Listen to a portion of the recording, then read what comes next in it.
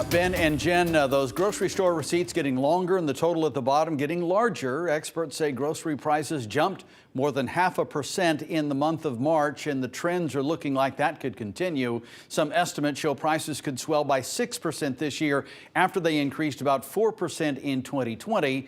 So what's causing the price hikes this time? Well, experts say it's not shortages. Grocery stores are plenty stocked.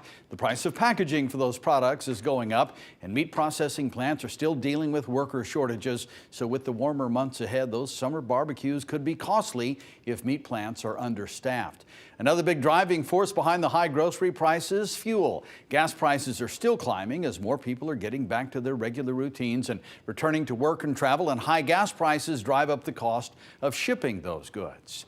Now, fortunately, according to AAA, just recently prices at the pump in Connecticut seem to be holding steady. The average price for a gallon of regular here in Connecticut is about $2.89. The national average just a couple of cents less, coming in at $2.87 per gallon. We've been watching those prices get ever closer to that $3 mark, and AAA says if refinery operations remain at their fullest capacity as they are right now, it could help offset increases in gas demand and keep that national average under $3 a gallon. Brent Harden, Fox 61 News. Guys, back to you.